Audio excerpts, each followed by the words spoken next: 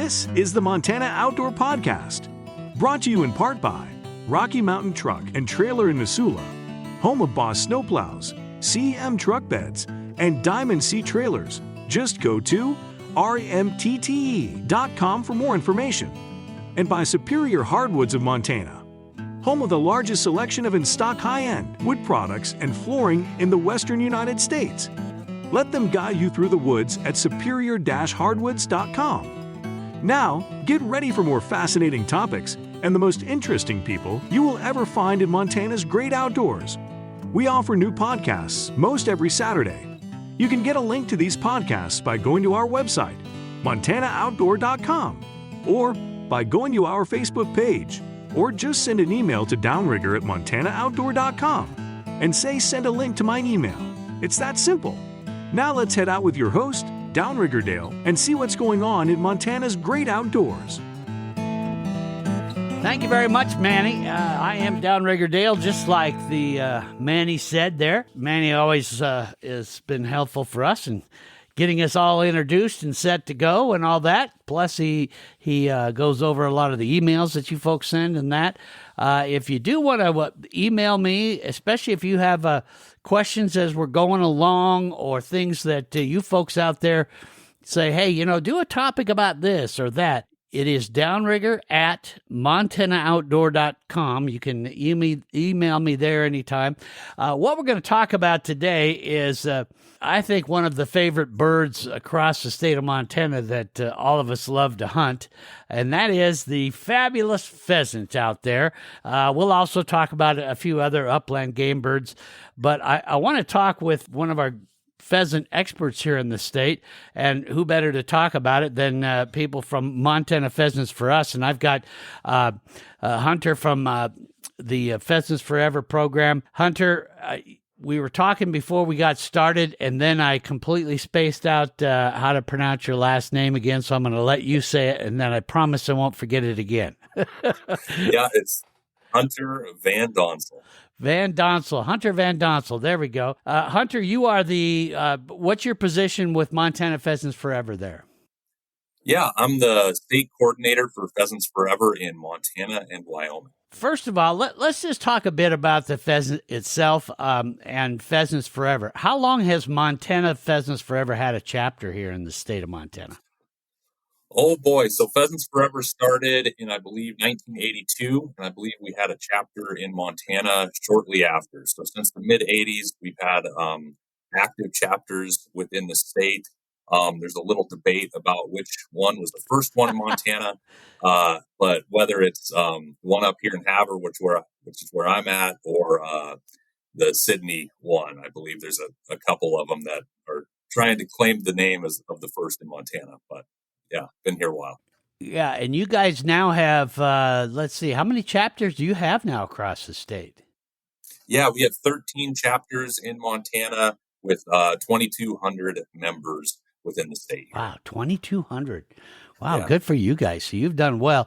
And you guys have raised a lot of money to help with habitat. When I looked at that, I think it was close to $5 million that you guys have raised for habitat so far. We've raised a huge amount of funding for habitat within the state and across the U.S. I don't really have a good number for you, but upwards of $5 million for sure. We're a $90 million a year organization across the nation. In Montana, we're putting a huge amount of chapter dollars. We're leveraging grants with state and federal governments and other agencies to really put a huge amount of funding into conservation and habitat improvement for pheasants, upland birds, and all wildlife. Okay. And the money that you guys are putting into habitat, explain a bit about some of the projects that you guys have done lately that have helped put some habitat in there. Yeah. So, Pheasants Forever is the habitat organization, so we're always doing projects all across the state. One of the really unique things about Pheasants Forever is each chapter keeps 100% of the dollars that they raise, and that board on the chapter gets to decide what local or statewide or national projects they want to contribute to. And so we have a huge variety of projects across the state. really kind of locally based around those chapters. And so we have properties around Denton Lewistown area that we own and manage. We have property along the Teton River by Great Falls. We're pursuing some future acquisitions. We're providing habitat. We're providing access in those areas. We're also working with local agricultural producers to do seedings for nesting cover, winter cover, food, and really working across a huge geography to improve habitat and access for upland birds. So it's really a broad variety of Yeah. things, and it's happening all across the state. We also have 12 full-time biologists across the state that work with our federal and state partners to kind of leverage more federal and state funding on private and public lands across the state. So it's a huge amount. Last year, we've impacted over 200,000 acres across the state through a variety of habitat projects. So. Now, as far as upland game birds go across the state of Montana, have you guys ever done any research on what is the most popular upland game bird to hunt in Montana? I'm assuming, I could be wrong, but I'm assuming it's the pheasant. I know I love hunting for them, but yeah. I would say, pheasant's definitely that flagship of an upland bird, right? Especially in Montana. Pheasants are huge, and that's what really brings people in. But I would say Montana has some awesome other opportunities for upland game birds, from sharp-tailed grouse, Hungarian partridge, sage grouse, as well as forest grouse like dusky grouse and ruffed grouse. Mm-hmm. So. Yeah, I grew up in western Montana on a cattle ranch, and so I used to love to hunt grouse on the ranch too. We didn't have any pheasant there, but once I got over in the middle of the state and east of the state, and actually did some pheasant hunting over in South Dakota too, and man, it will get you. What is it about the pheasant you think that, one, they are a beautiful bird. They do taste great. They're good eating. But what do you think about it is what makes people really gravitate to hunting those birds? Oh, I think you listed two great reasons already, Dale. I mean, they're gorgeous, right? The big colored up rooster. And when they get up, it's just, an impressive, the sound and the sight when they all get up and you're looking for a rooster and somebody yells, "Rooster!" And there it is. And you make the shot, right? And you're in a variety of cover, whether it's thick riparian areas or cattails or tall grass. I mean, you just got this awesome habitat and cool parts of the state that you're hunting in. You got dogs working, and you just got this gorgeous bird that is a challenge too, right? It is. They can be hard to hunt. They can be hard to find, and they're a lot of fun, and they taste delicious. I just had a rooster last night that I ate and fed my daughter too, and it's just delicious. So yes. Yeah. And the pheasant.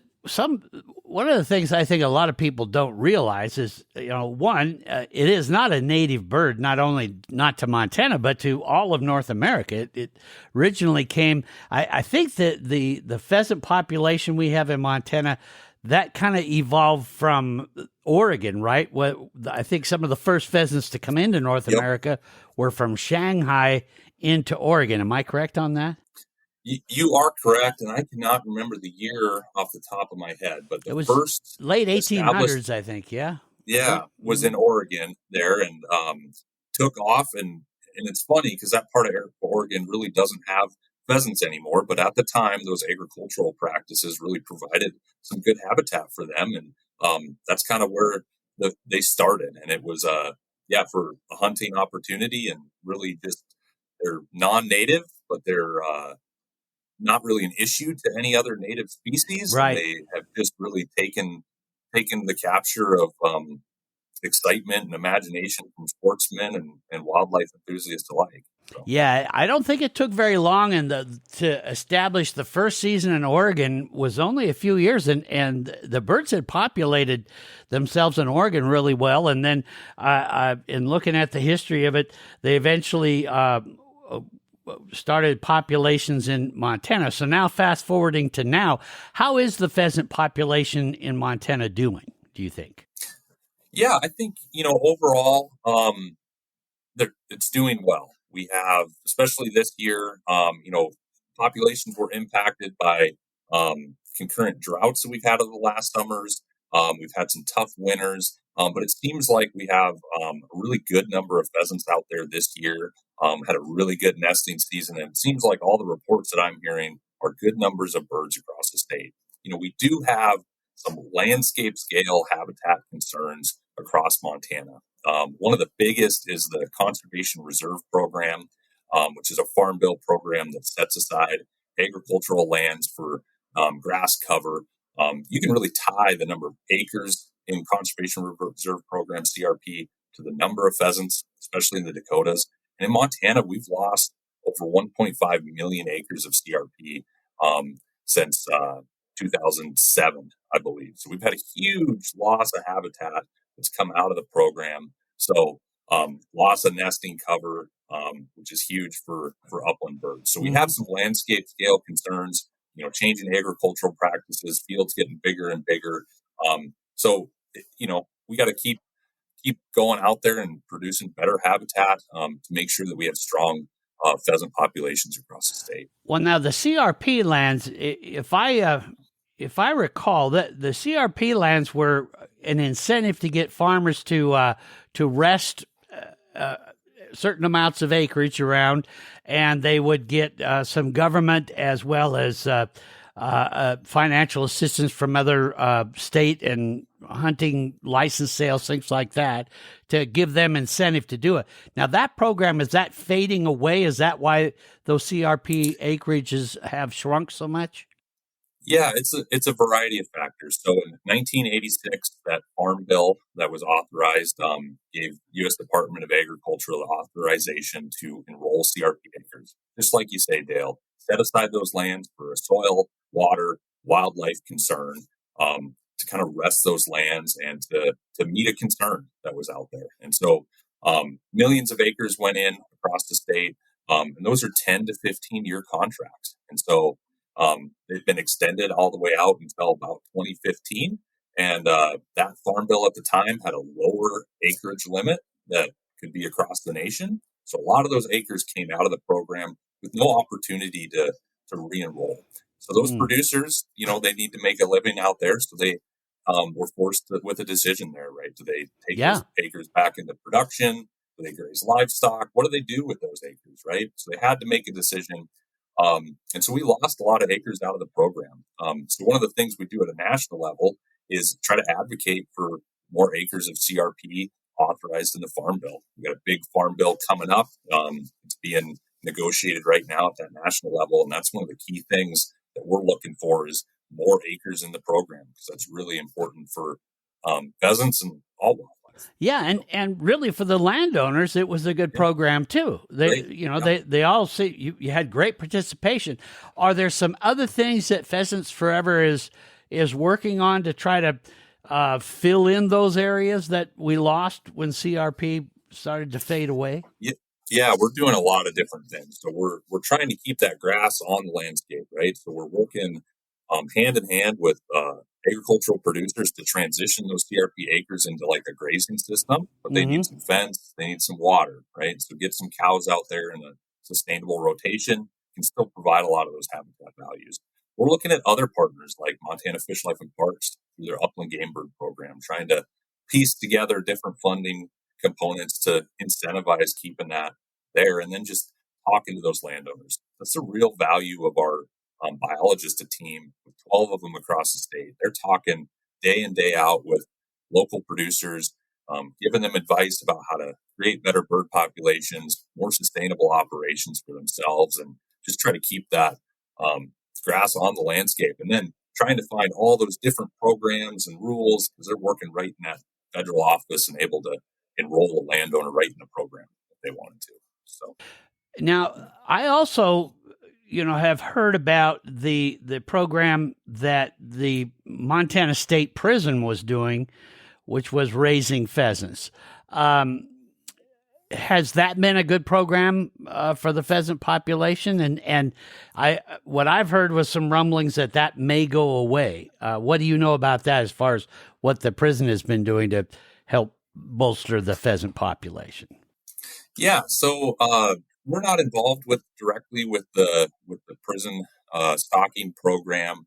We're the habitat organization. We're focusing on creating where birds live, right? Okay. And so Yep. um, all the research points to any stocking attempts are not successful at bolstering populations, right? They can start populations in areas where there aren't any birds, but really it comes down to the habitat quality. How can you hold those birds over? Will they survive winter? Will they make a nest? Will they produce broods, right? It's all Right. about the habitat and then hunting access to that habitat. So that's what we're focused on. The stocking program, really from my understanding was more of a recruitment strategy Yep. to get youth hunters out there. And so Mm-hmm. there are some components about that that make sense. But as far as a population augmentation, that didn't really seem to be the intent, from what I understand. And Mm, the right. literature, the research, it shows it does not work. Okay. Well, I always tease people when I say, if you shoot one of the pheasants from the prison, all they ask is you return the little orange jumpsuit that the pheasants wear from that area. But Right. joking. Anyway, let's talk a bit more about as far as the hunting numbers now. We were saying that pheasant hunting has been very established. Has the number of hunters increased in Montana or gone down?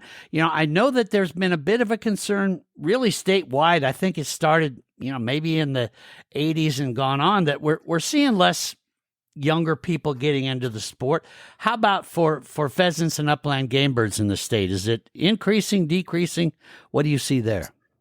Yeah, I don't have specific numbers to point to, Dale. I should have done a little bit of prepping for that question, which I didn't do. But as far as I can remember,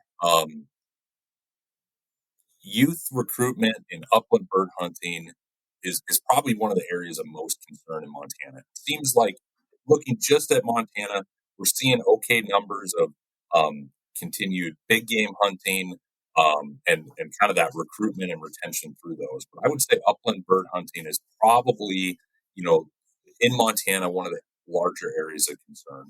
As you look nationally, you do see per capita sportsmen being a smaller and smaller component of the population, and making sure that these habitat and access and opportunity to hunt is still there.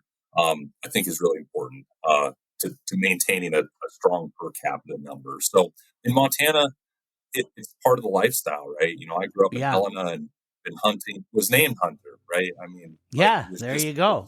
It's in your name. Right. It's in my name. It's like, I think, Montana, Wyoming, and a lot of these states out here, hunting is just really ingrained in the lifestyle and why people are coming to these states. So I think we have a little bit less to worry about with recruitment, but I would say upland bird hunting is probably a little tougher for new folks to get into. Do you need a dog? Well, it sure helps. You don't need one. And there's some other components that make, telling if it's a rooster or a hen. And, I think recruitment is very important for upland birds. Well, and there's really two things to think about. Well, actually about three. One is it's just really good for youth. I mean, we have seen, especially with COVID, I think it really started to show how screen addicted our kids were getting. And when they ended up then coming back into school, that's where some psychologists have said a lot of this school violence and stuff has come from is kids are kind of jonesing for that screen time. There's a lot that we still don't know about what all that screen time does. And to me, I think there is nothing better for a young person than getting out into our outdoors. It's physically good for you.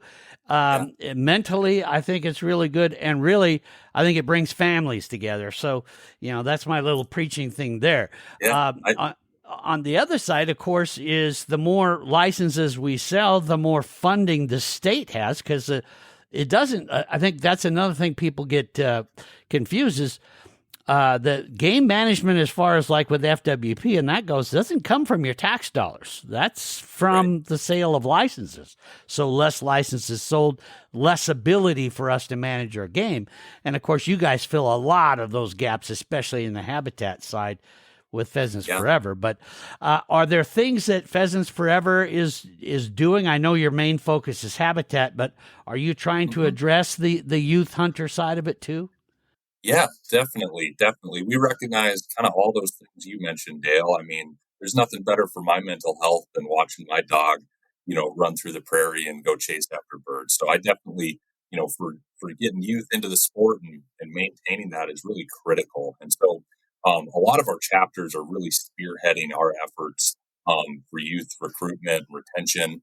We have some awesome chapters like in Kalispell and Bozeman, Great Falls, that are doing these really awesome youth days where they're providing opportunities with mentors to get out there, to harvest a bird, to learn about it, and try to kind of take away any fear or any unknowns about it. So they're doing a ton to get youth in that are really well attended events.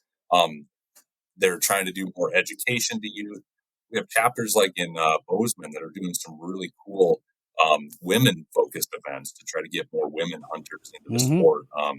They're calling it Women on the Wing. They just had an awesome event last month where they brought all these women in and had a workshop, talked about habitat, got them out on birds, and just kind of made it a really awesome community event for them as well. So our chapters are really leading the charge on that. That's less of what I'm directly involved with. And that's really where our volunteers and awesome chapters are taking the charge. We're going to take a quick break here, but when we come back, I want to ask you about Montana's population growth. We're seeing more and more people from out of state moving in. I think COVID really kind of helped spur that. So I want to ask you a bit about if you feel that has affected your efforts as far as is it helping you, and also just on hunting pressure for upland game birds. So we'll talk about that right after this. I want to talk a bit about a very special company located in western Montana, Superior Hardwoods of Montana.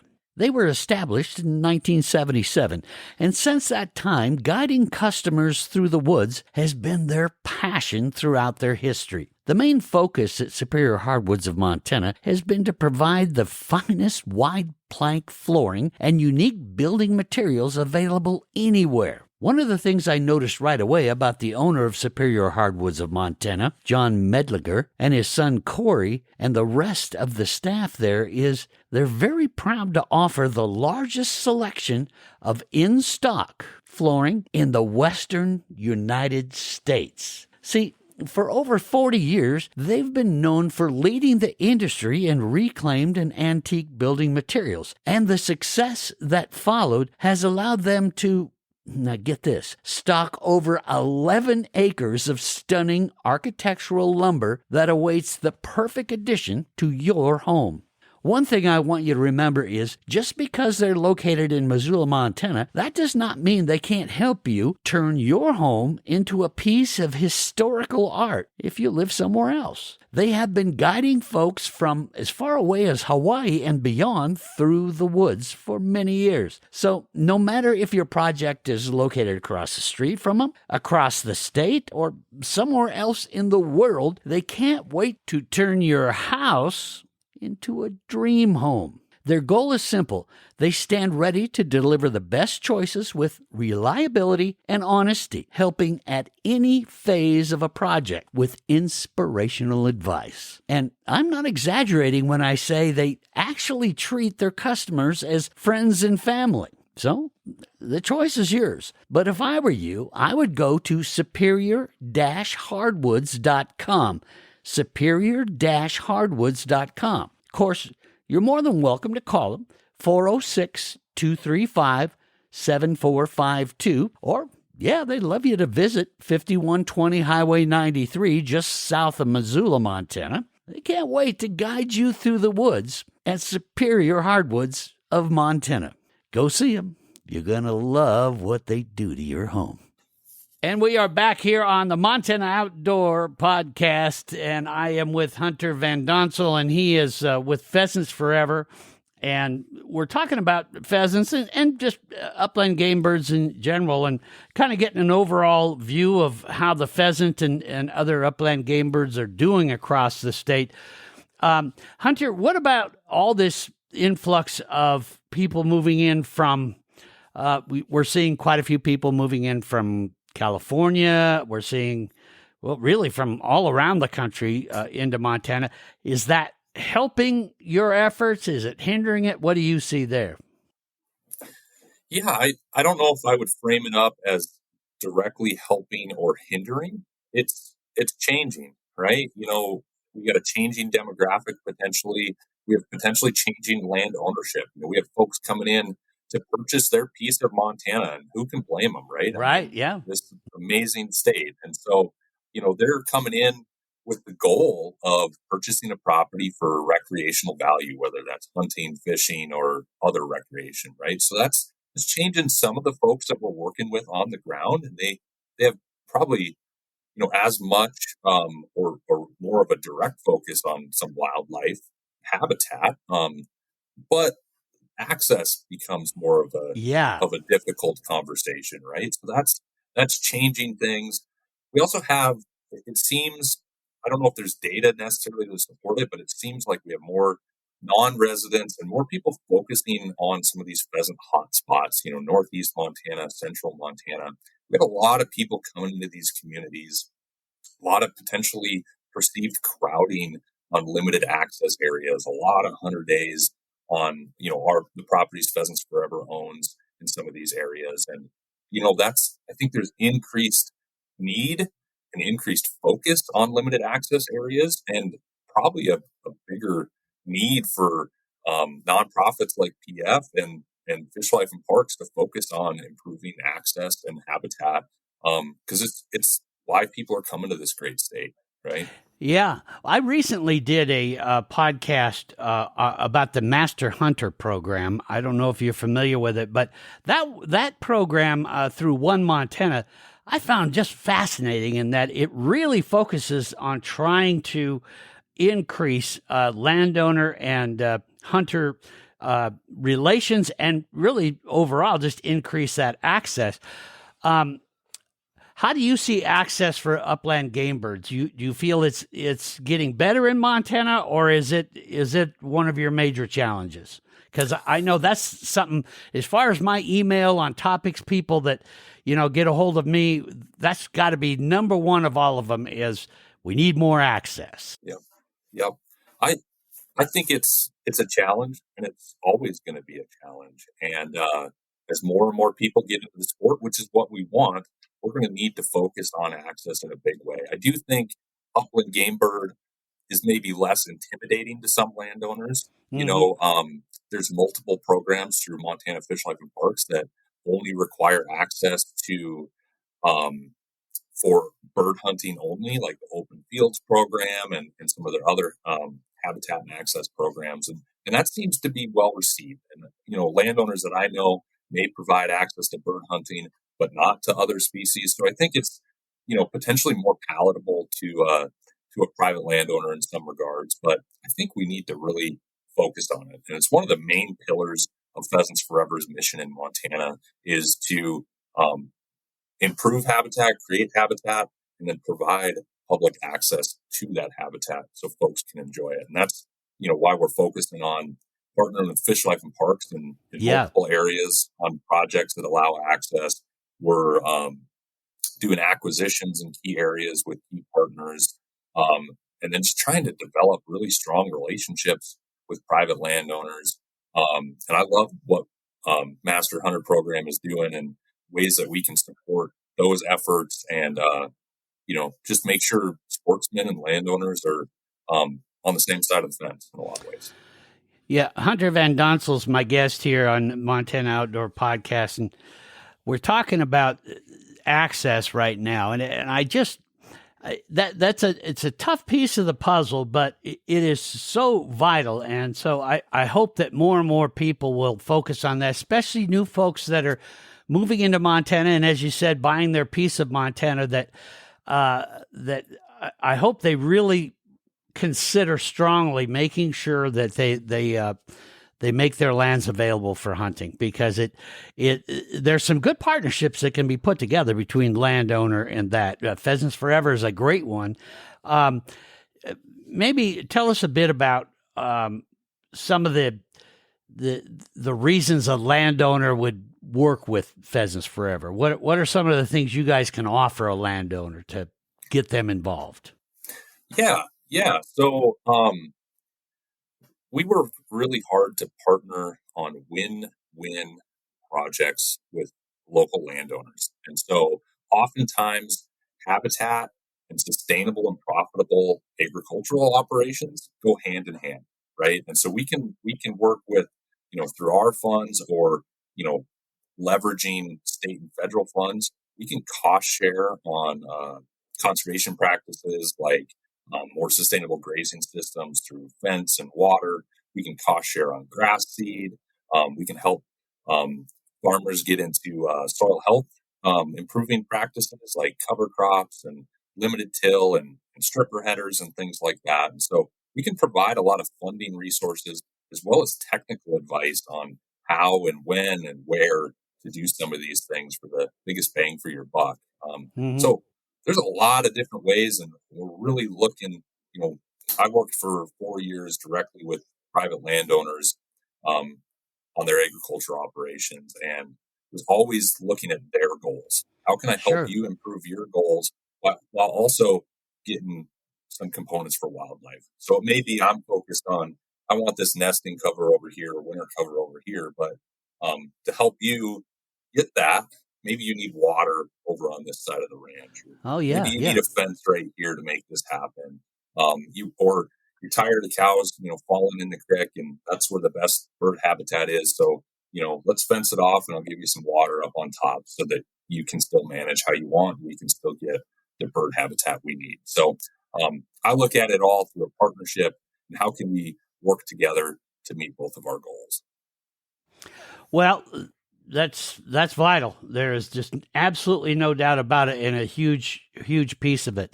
Now let's shift gears a little bit and talk about where we find these wonderful birds out there in Montana. What would you say are some of the most popular areas? I know at one time Lewistown was kind of considered as the one of the pheasant capitals of the United States. It was a real popular area. Is Central Montana still a real hot spot for finding and hunting pheasants? Yeah, Central Montana is a wonderful spot to find pheasants and other upland birds. Access seems to be getting a little trickier in some of those areas, but we have two incredible properties by Denton there that are just awesome. They do get a lot of pressure, but with a little bit of walking, you can typically find some birds. So I'd say that's a hot spot for sure. But really, the rest of Region 4, Region 6, and then Region 7 for Fish, Life, and Parks administrative regions, those are really the spots I would spend my time, right? I'd be focusing on, riparian corridors where you got, a lot of grass on the landscape with a, component of small grains there, thick riparian areas, thick grass stands. Northeast Montana is an awesome spot to go. And I think Southeast Montana is as well. So Now, Western Montana, in that, I know there are some limited pheasant opportunities, up in the Nine Pipes area and that. Do you feel that maybe those are areas where growth could happen, or is it just the way that Western Montana is? It's just not real great habitat. What do you see there? Yeah, I mean, you're getting to be the fringes of what what they're really looking for, and the agriculture is a component there as well. That wheat component, that small grain is a key piece for pheasants, right? They really key into that food source. And so a lot of those valley bottoms in Western Montana don't have that food source, but they're also, experiencing potentially different winters, and it's all constricted to the valley floor, right? And so those bigger valley bottoms where you got these big grassland expanses expanses and wetlands like that 9-pipe Ronan area. I mean, that's really where you see a big block like that. And that's where we have pheasants. But that's really probably some of the biggest opportunity in Western Montana. And if I'm thinking about Western Montana, for me, I'm thinking about dusky grouse, blue grouse. Yeah, I mean, there's a lot of upland experiences to have out there that, don't have to always think about that rooster. That can be a lot of fun too. Yeah, So, and grouse hunting, for those of you that have never tried it that are listening, that is a lot of fun. I really, as a kid, got hooked on that. One, they were just on my dad's ranch a lot, but they're a lot of fun. And you want to talk about surprising you, those Right. dang things will just freak you out sometimes because they'll go right up in front of you. So, Right. well, we're going to take one more quick break here. And then when we come back, I want you to talk a bit about your website and other tools that you might be able to help hunters with as far as planning a hunt, as far as how they can find, some of your areas to find and hunt in that. So let's talk a little bit about that. And then also we'll pick your brain on maybe some hunting tips and see if you've got anything you can help our hunters out there. We'll do all that right after this. I know our regular listeners to this podcast have heard me talk about Rocky Mountain Truck and Trailer, but for those of you that are new here, let me start with the basics about Rocky Mountain Truck and Trailer. They are your locally owned Boss Snowplow, CM Truck Bed, and Diamond C Trailer dealer. They offer a wide variety of auto, truck, and trailer accessories and specialize in sales and service of trailers. Rocky Mountain Truck and Trailer is conveniently located at 5680 Expressway in Missoula, Montana. Now, let's get into the stuff that truly makes them special and why they are the ones we recommend if you ever need a new trailer, a snowplow, or just need service and or advice. Let me give you an example. They carry the best snowplows on the planet. That's Boss Snowplows. So that way, when you get sick of just getting by with what you have or sick of spending a fortune to have someone else plow you out,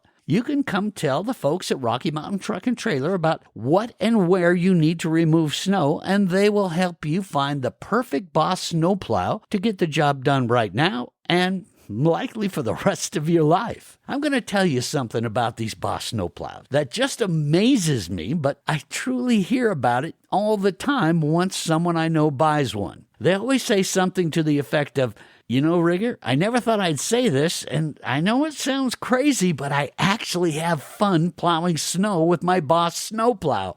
And crazier yet, I like it so much I actually look for places near me that need plowing and ask property owners if I can plow it for them. Gang, I'm not exaggerating. That is the Rocky Mountain Truck and Trailer difference. They carry the equipment that not only is perfect for you, it actually becomes part of you. So, gang, don't end up hoping you get the right snowplow, trailer, or truck bed. Just go to rmtte.com. Look at what they have, then call them at 406-549-4243. Get all your questions answered, and then go have fun this winter. Thanks to Rocky Mountain Truck and Trailer. Go see them, rmtte.com. That's Rocky Mountain Truck and Trailer. Hey, thanks so much for joining us here on the Montana Outdoor Podcast. Hunter Van Donsel's with me. He's with Pheasants Forever. And Hunter, I want to thank you so much for spending so much time with me. This has been very interesting. One of the things that I feel, and we've spent a lot of time on this podcast, especially talking about deer and elk, as far as planning your hunt. If you can plan your hunt well, you're going to have you're going to see an increase in your success, without a doubt. And especially for those people that say, hey, I want to travel a ways to an area and really discover it. Let's say, maybe you live over in Western Montana, you want to travel northeast. Well, now you're getting where you're not as familiar with an area. And that's where, finding better tools to plan that hunt are important. Are there things that you guys offer on your website or are areas on there that people could use to help find where's a good spot to go? Yeah. So our statewide website, montanapf.org, has some information on, our area projects as well as the properties that we've helped acquire and still own and manage. Those can be some great places to start. Also on our national, webpage, we have a crazy amount of information on blogs and tips and Yeah. tactics and things to look at. And I mean, you could read your eyes out, just looking at all the different things out there that we're producing at a national level. And so I'd encourage you to check out those websites. We also have, if you go to the pheasantsforever.org and you can scroll down and go to find a biologist, you can find all our local biologists across the state of Montana, and they can often be great resources for local habitat conditions, local bird reports, and things like that. So that's the things that we directly offer, as well as the common tools by Onyx and Montana Fish, Life and Parks. I mean, those are resources that I use myself all the time. Yeah, and I encourage people to do that. For those of you listening, when you came to our podcast, there's a podcast description that's tells you about this particular podcast. If you guys just read down a ways on that description, you're going to see some links, and I'm putting links in there for you so that there'll be links to Montana Pheasants Forever, to the national one. I'll put some specific links into some of the areas that Hunter just brought up. So that way you can just go there and click real quick and get some of that information. As you were saying, Hunter, that national one, boy, it's got some great info to kind of help you brush up on some new techniques and that. Of course, being part of Pheasants Forever, obviously you hunt pheasants. Tell us about some of your techniques and things that you use when you're out and about. Now, one of the things is hunting with the dog. You were saying you don't have to have a dog to hunt. If somebody is just getting into it and they don't have a bird dog, what are some of the things they can do because dogs, they're a huge help. You have a good bird dog, man, you're good. But if you don't, what are some things they can do to be an effective pheasant hunter? Yeah. So the first thing I'd recommend for anybody that hasn't hunted behind a dog is make a friend, call somebody out.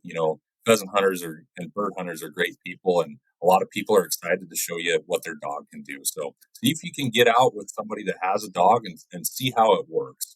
And so I'd recommend somebody doing that, trying to get, somebody that'll take you out with their dog. But if you don't have access to that, I'd be just thinking about really refining where I'm walking. And what I mean by that is I'm really going to be a lot more particular about the type of cover that I'm looking for. Pheasants can sometimes be in some really thick willow bottoms and cattails and there's really thick stuff. And I don't know if I would be, unless you're tough or like to be smacked in the face by a willow, I wouldn't be, charging into the thickest cover. I'd be looking for some of that edge habitat, kind of proximity to a crop field, and kind of that medium thick cover that you can actually walk through, and looking for some of those drainages that you can walk through more easily. So, but you don't want to pheasants can also be out in these big, expansive grass fields, and without a dog, that can be a needle in a haystack as well. So I'm kind of looking for something that has thick enough cover that they're going to feel comfortable, maybe some buffalo berries, some little bit of brush, shelter belts, things that I think are going to hold some birds, but that I can actually walk through. And then if I shoot one, I can actually find, because that's the other component, that really thick cover. The dog is just so critical for finding those dead and wounded birds. So yeah. So there's some opportunities out there, but I think what you just said is, as far as finding a friend that has a dog, I think that's something that's a great idea.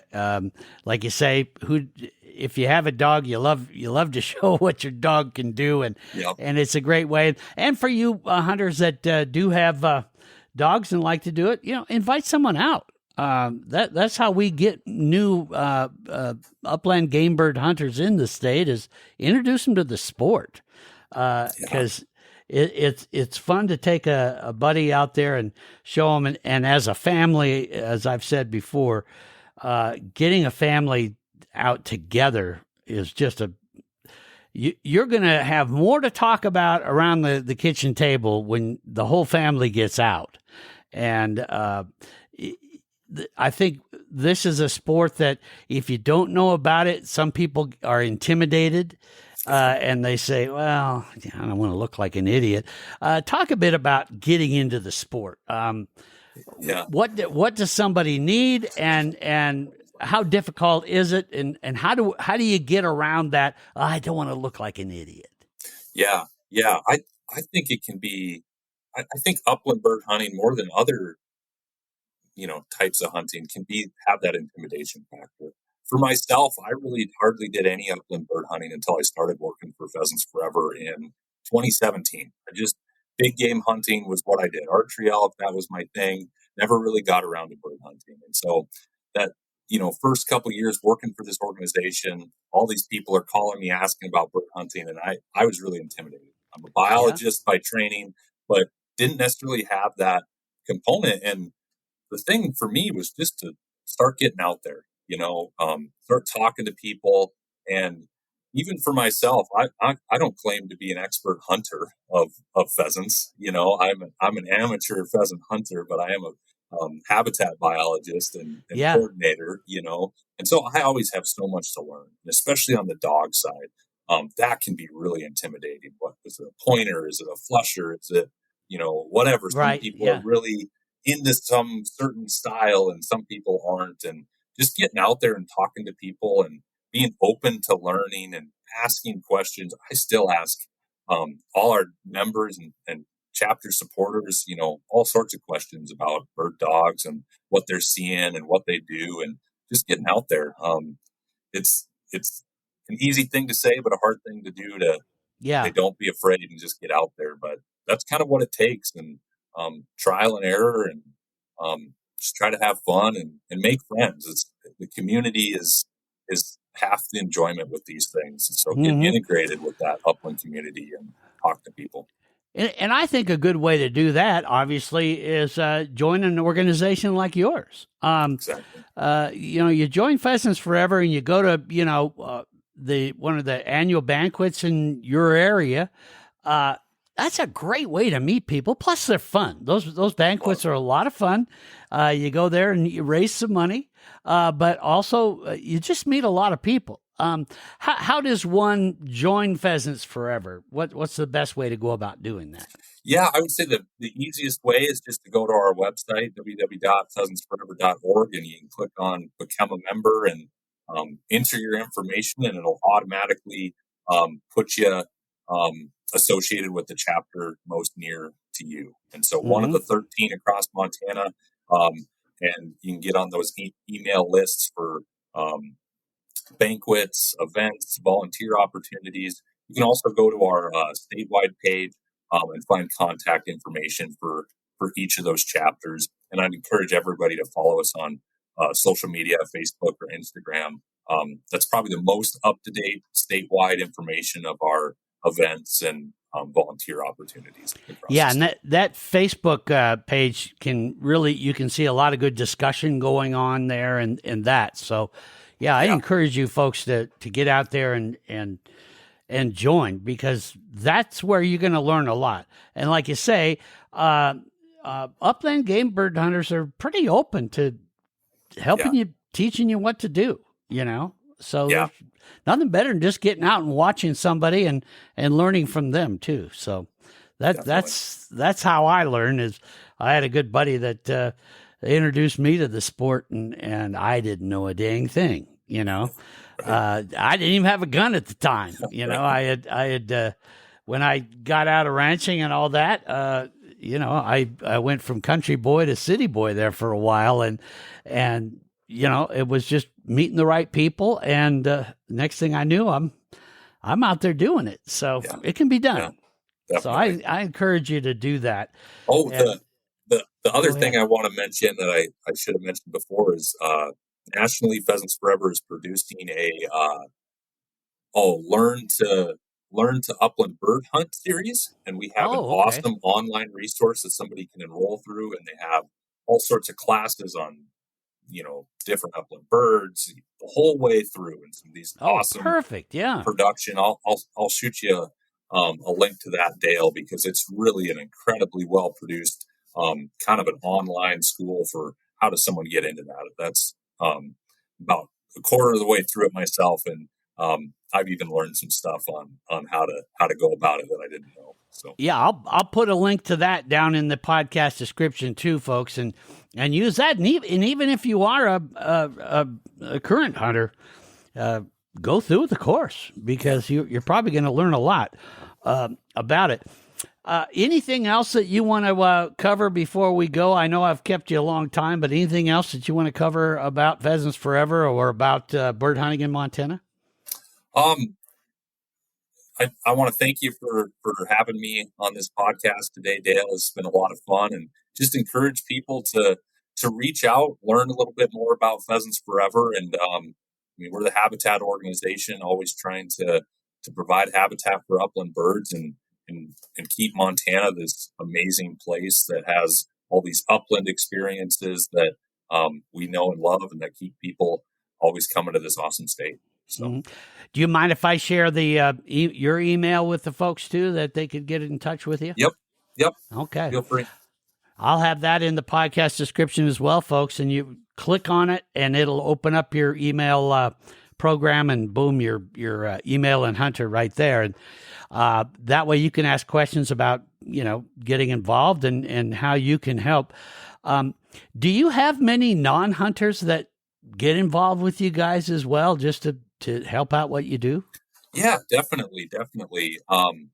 We have plenty of non-hunters and wildlife enthusiasts that just really come to Pheasants Forever because of our habitat mission.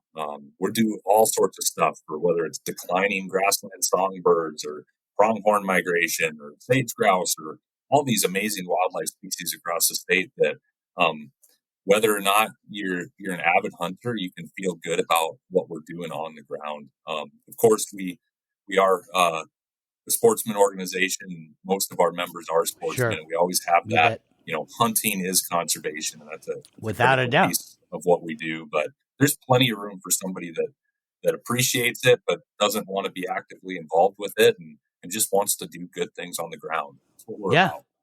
So. Yeah, get out there and do that. So you've got the national website you can do, and I'll have that, and of course the montanapf.org, and that'll be another way that you folks can get to it.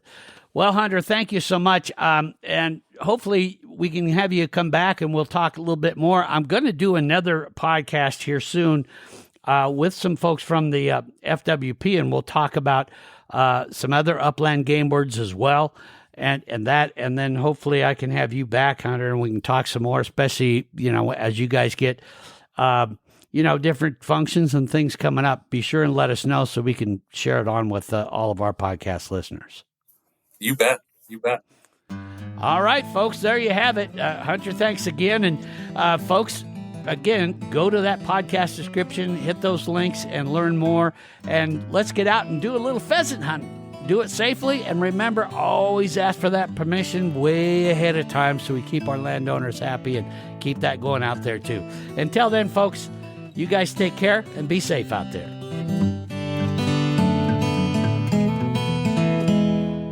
Thanks for listening to the Montana Outdoor Podcast.